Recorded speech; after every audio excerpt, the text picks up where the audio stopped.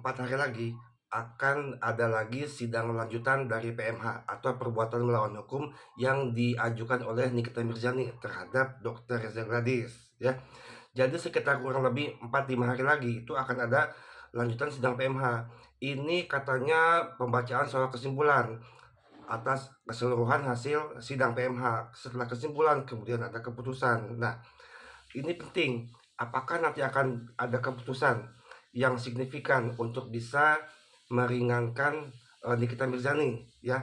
Karena tim kuasa hukum dari Nikita Mirzani tentunya sangat berharap bahwa PMH ini akan dikabulkan oleh Majelis Hakim yang mulia.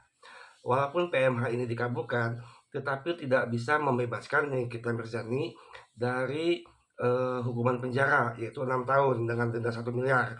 Karena itu adalah perbuatan tindak pidana, sementara PMH adalah perdata, ya, gugatan perdata. Jadi harus bisa dibedakan antara pidana dan perdata. Ini tidak bisa disangkut pautkan, tetapi bisa dihubungkan, ya.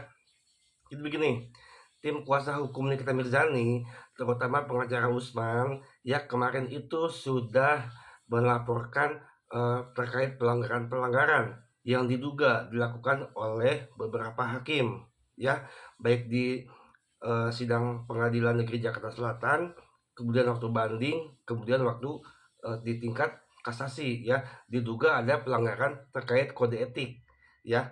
Makanya sebagai pengacara, Bang Usman ini melaporkan ke Komisi Yudisial yang didampingi oleh salah satu keluarga Nikita Mirzani dan Rieke Diah Pitaloka, seorang anggota DPR di Komisi 13 yang membidangi terkait isu-isu hukum dan HAM.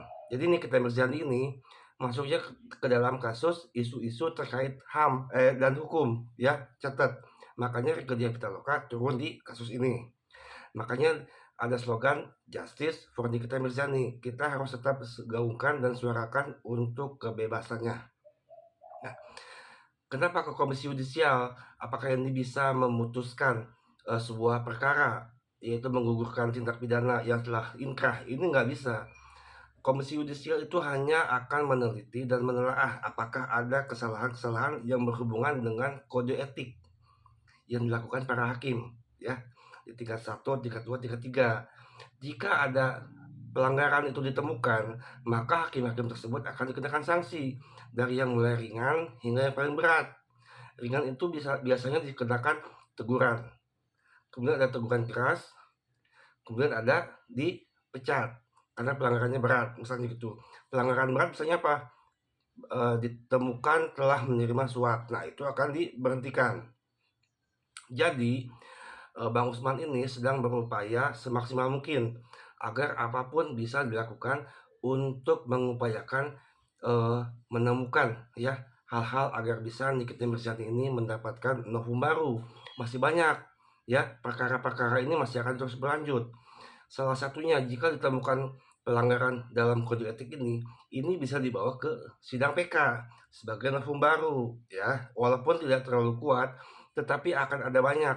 Misalnya nanti dari PMH, kemudian dari kode etik yang ditemukan pelanggarannya di Komisi Yudisial, kemudian terkait pelaporan illegal akses jika sudah masuk sidang dan ada hasilnya, termasuk laporan tentang bagaimana produk DRG yang sudah dilaporkan.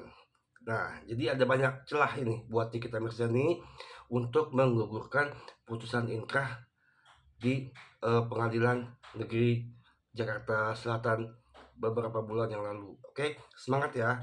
Kita dukung terus Pak Usman, tim pengacaranya Nikita Mirzani, Rieke Diah Pitaloka, dan semua netizen yang bersuara untuk gaungkan terus Justice for Nikita Mirzani.